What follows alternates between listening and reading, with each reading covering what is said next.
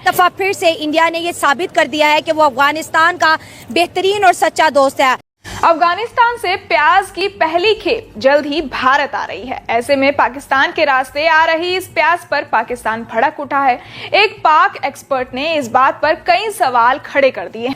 8,000 ton प्याज की deal done हो चुकी है इंडिया और अफगानिस्तान के बीच, और अफगानिस्तान ये शिपमेंट भेज रहा है पाकिस्तान के थ्रू इंडिया। अगर इस शिपमेंट की वर्थ की बात करें तो पहली शिपमेंट की कीमत है 91 मिलियन अफगानी रुपी।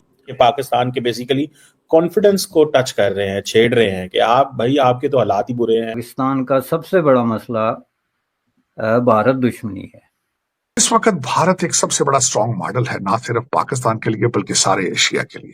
ये मुल्क बहुत बड़े खतरे में है और हमने जिस वक्त भी आंखें बंद की भारत हमें निगल ले। हालात पाकिस्तान के ये बना दिए गए हैं कि अब अफगानिस्तान पाकिस्तान को कहता है कि हम बड़े परेशान हैं जो पाकिस्तान की सिचुएशन है उसके बारे में। बात यह है कि अफगानिस्तान से हमारे पुराने रिश्ते हैं, आज के रिश्ते नहीं हैं। पाकिस्तान को सारी वेस्टर्न ममालिक जो इंडिया के पीछे खड़े हो गए हैं, ऑस्ट्रेलियंस हों, अमेरिकन हों, ब्रिटिश हों, everyone is standing behind India. और हमारे पीछे कौन खड़ा हुआ है? बहुत बड़ी बात है दोस्तों कि अफगानिस्तान का जो फार्मर है वो इंडिया जैसी इंटरनेशनल मंडी तक पहुंच चुका है, और इंडिया डायरेक्टली इनडायरेक्टली एक्सपोर्ट हो या इंपोर्ट एक्सपोर्ट हो अफगानिस्तान को सपोर्ट करे, उसकी इकोनॉमी को सपोर्ट। एक दफा फिर से इंडिया ने ये साबित कर दिया है कि वो अफगानिस्तान का बेहतरीन और सच्चा दोस्त है। 8,000 टन प्याज की डील डन हो चुकी है इंडिया और अफगानिस्तान के बीच, और अफगानिस्तान ये शिपमेंट भेज रहा है पाकिस्तान के थ्रू इंडिया। अगर इस शिपमेंट की वर्थ की बात करें तो पहली शिपमेंट की कीमत है 91 मिलियन अफगानी रुपीस। बहुत बड़ी बात है दोस्तों कि अफगानिस्तान का जो फार्मर है वो इंडिया जैसी इंटरनेशनल मंडी तक पहुंच चुका है, और इंडिया डायरेक्टली इनडायरेक्टली एक्सपोर्ट हो या इंपोर्ट एक्सपोर्ट हो अफगानिस्तान को सपोर्ट करे, उसकी इकोनॉमी को सपोर्ट करे।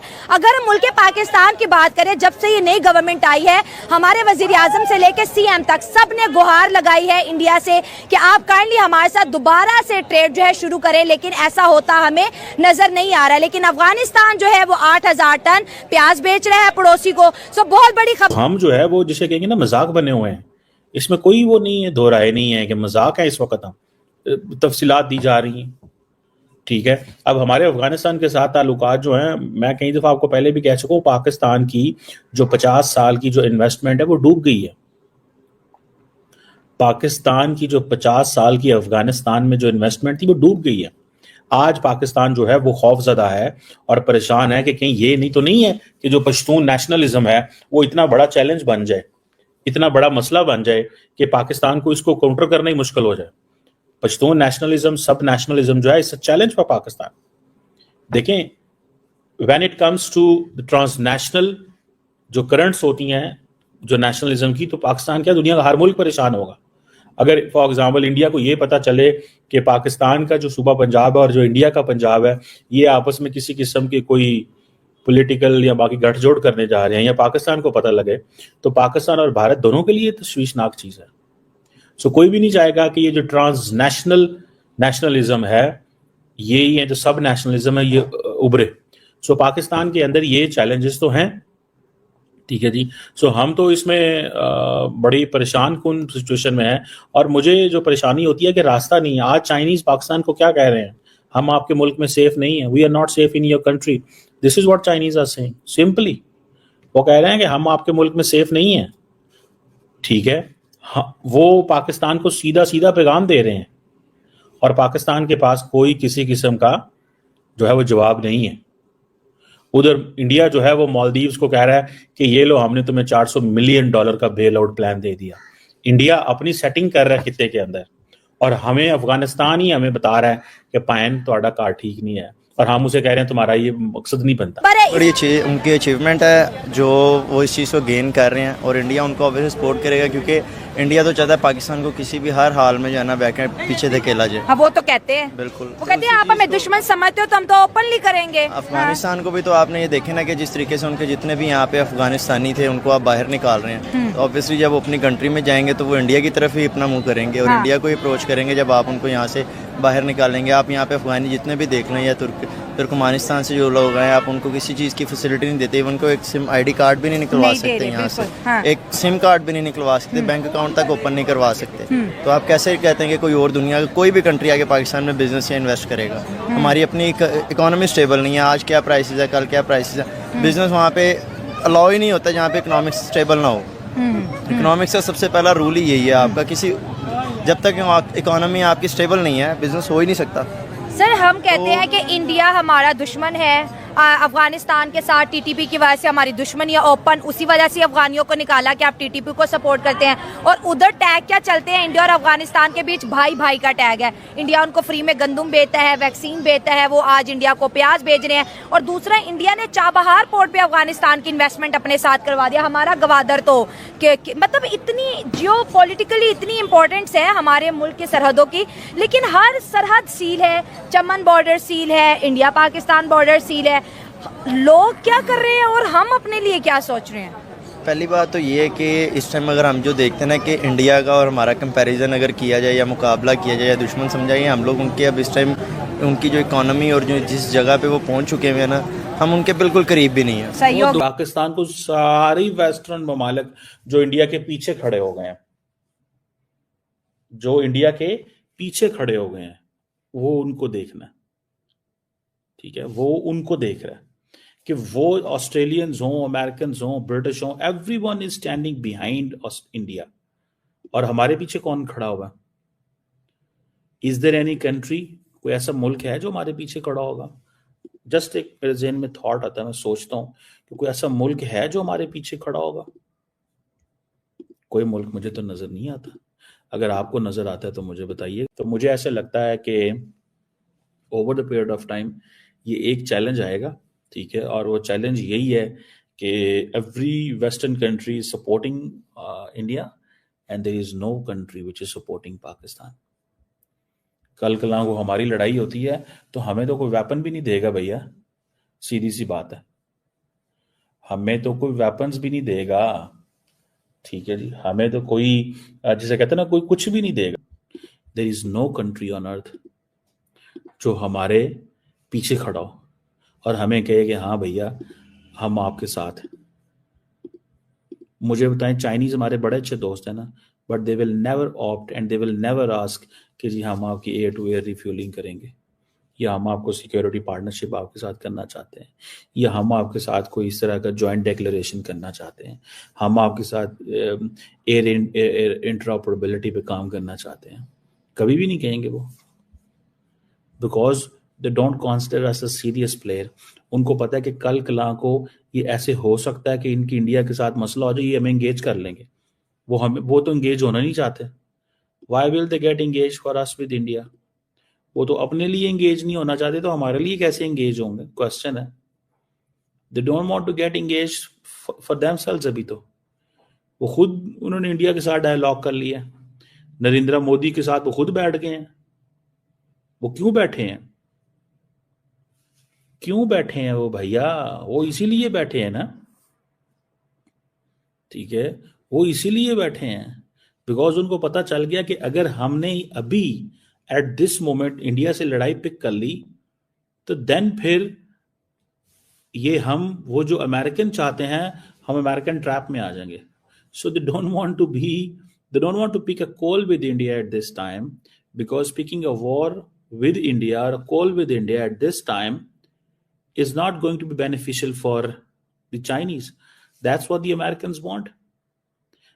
जैसे अमेरिकन ने फिलिपाइन को पुश किया, जैसे अमेरिकन ने और साउथ ईस्ट एशिया के ममालिक को लगा हुआ है, कन्विंस कर रहा है कि look, they are violating this sovereignty, they are violating their air space, जो कि चाइनीज करते भी। आपको पता है चाइनीज बुलिंग तो करते हैं ना, Chinese are good in bullying. Bullying तो वो करते हैं टका के, उनको कोई किसी की कोई परवाह नहीं है, ठीक है? बुलिंग तो वो कर रहे हैं, बट द क्वेश्चन रिमेन्स कि इस बुलिंग को how they are going to take forward. तरीके से देखा जाए तो ये इंडिया का एक अच्छा स्टेप है कि वो एक अंडर डेवलप्ड कंट्री को सपोर्ट कर रहा है कि जो उनके साथ है, एक ट्रेड को मजबूत किया जाए और उस कंट्री को जिस तरह क्रिकेट में सपोर्ट करते हैं वो उनको सपोर्ट करें। और वो कंट्री, क्योंकि पहाड़ों में रहने वाली कौम है, हम तो जैसे पठान कौम को नहीं समझते ना कि ये कौम जाहिल है, इस तरह। सो वो कौम ये रेसिज्म पंजाब में बहुत ज्यादा है, पंजाब में पठान बहुत और ज्यादा है। अफगानों को लेके। लेकिन हाँ। अब मेरे ख्याल से उन्होंने सीखा है बहुत कुछ, वो कौम भी अब सियानी हो चुकी है। अगर पहले हम पठानों के साथ ट्रेड करते थे, लेकिन अब वो हमें जो है ना वो कर जाते हैं। इसी तरह उन्होंने किया इंडिया के साथ, और उन्होंने ट्रेड की। वो चाहते हैं कि हमारी कंट्री जो है ना वो स्ट्रॉन्ग हो और मुस्तहिकम हो और इंटरनेशनल मार्केट तक हमें रसाई मिले। अगर पाकिस्तान एक्चुअली पाकिस्तान मेरा नहीं ख्याल अफगानियों को उस लेवल पे सपोर्ट कर रहा है कि वो अपने मुसलमान भाइयों के साथ करें और वो अपनी ट्रेड को जो है ना मजबूत करें। सो इंडिया ने एक पॉजिटिव इनिशिएटिव। पाकिस्तान का सबसे बड़ा मसला भारत दुश्मनी है। चूंकि मैं जिस नुक्ता नज़र से इसको देखता हूँ, मेरे नज़दीक सबसे पहले जो पाकिस्तान के इब्तदाई हुक्मरान थे, उनके जहन में जो सबसे बड़ा सवाल था, खदशा था या खौफ था या कंसर्न था, वो ये था कि हम अपना डिफेंस जो है वो किस तरीके से मजबूत बना सकते हैं, और स्पेशली भारत के खिलाफ हम किस तरह कोई इस कदर जो है वो ताकत हासिल कर सकते हैं मैजिकल किस्म की, कि हम जो है वो भारत के मुकाबले में या उससे मजबूत कुव्वत के तौर पे उभरें। ये फ्रॉम डे वन ये कंसर्न पाकिस्तान का रहा है, जिसकी मिसाल कायदे-आज़म मोहम्मद अली जिन्ना का एक वफद था जो उन्होंने भेजा था यूनाइटेड स्टेट ऑफ अमेरिका में फॉर मिलिटरी एड। पाकिस्तान का पहला वफद जो किसी बैरूनी मुल्क में गया, military aid as well as financial. तो उसको उन्होंने क्यों इसको सामने रखा था? उस वक्त अभी पाकिस्तान और भारत की कोई जंग नहीं हुई थी। पाकिस्तान और भारत की जंग जो है वो अक्टूबर के आखिरी हफ्ते में शुरू हुई, अक्टूबर 1947 में, और वो भी खुफिया तरीके से। असल में आगे जाके नवंबर दिसंबर में ओपन जंग जो है वो हुई। तो क्या उससे पहले यानी 14 अगस्त के फौरन बाद इस तरह की मनसूबाबंदी कर लेने का मतलब ये है कि पाकिस्तान की क्रिएशन के फौरन बाद उनके जहन में ये हुआ था कि जी हमारे दरमियान अब एक दुश्मनी क्रिएट हो गई है। हालांकि उसके बरक्स समझा जाता था क्रिएशन के प्रोसेस के दौरान ऐसा नहीं समझा जा रहा था कि ये कोई दो मुल्क ऐसे बन रहे हैं जो एक दूसरे के दुश्मन हो जाएंगे या वगैरह वगैरह। लेकिन ये जो एक कॉन्सेप्ट या खदशा जो है इन लोगों के जहन में, जो उस वक्त की लीडरशिप थी, उसमें जो ये खदशा पैदा हुआ, ये वक्त गुजरने के साथ साथ मजबूत से मजबूत तर होता गया। पाकिस्तान को एक मिलिटरी स्टेट बनाया, और वो मिलिटरी स्टेट भी बाकायदा एक आइडियोलॉजिकल मंसूबे के तहत, जिसमें बाकायदा स्कूलों से लेके कॉलेजेस से लेके पब्लिक तक सबको ये बताया गया कि ये मुल्क बहुत बड़े खतरे में है, और हमने जिस वक्त भी आंखें बंद की भारत हमें निगल लेगा। लिहाजा हमें यहाँ पे एक बहुत बड़ी फौजी ताकत की ज़रूरत है, जिसकी वजह से इतना बड़ा एक मिलिटरी कॉम्प्लेक्स उन्होंने पाकिस्तान में डेवलप किया, जो बढ़ता चला गया, और आज वो एक ह्यूज मिलिटरी मशीन की शक्ल में जो है वो आपके सामने it has been long time. अफसोस की बात है, आपके पड़ोसी अफगानिस्तान ने भी अब ट्रैवल एडवाइजरी लगा दी है अपने शहरियों के लिए कि आप पाकिस्तान जाओ तो अपनी जिम्मेदारी पे जाना है। मेरा ख्याल में मैं अब इसके बाद स्पीचलेस हूं। मैं इससे ज्यादा आपको क्या बताऊं। अब आप दुनिया के लिए क्या हैसियत रखते हैं? खुदा रहा अपने बच्चों को घरों में बिठा के तालीम दें। दुनिया के सिस्टम, बर्तानिया में मैंने देखा है, जिनकी बार बार आप मिसालें देते हैं, वोट ऑफ नो कॉन्फिडेंस होता है, नया प्राइम मिनिस्टर आता है, सिस्टम वैसे ही चल रहा होता है, किसी को पता ही नहीं होता कि बाहर क्या हो रहा है। Life goes on. तो मेरे ख्याल में सोचें, या अपने एमपी एमएनए और इन लीडरान से पूछें कि अगर मूवमेंट चलानी है तो अपने बच्चों को फ्रंट पे लाएं, फिर हमारे बच्चे पिछली दूसरी सफों में आएंगे, वरना आप ऐसे मजाक हमसे ना करें।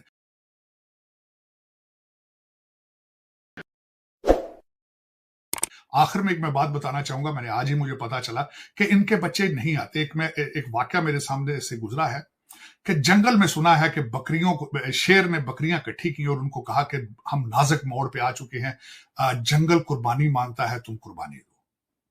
बकरियों ने कहा कि आप खुद क्यों नहीं कुर्बानी देते, आप क्या कुर्बानी देंगे? तो शेर ने कहा था क्योंकि तुम एक हलाल जानवर हो और मैं एक हराम जानवर हूं, मेरी कुर्बानी कबूल नहीं होगी। तो आप प्लीज हलाल जानवर बनने की कोशिश ना करें। आप शेर से कहें कि आप भी अपने बच्चों को इस जिहाद में साथ लेकर आए, ताकि हम सब मिलकर पाकिस्तान की किस्मत बदल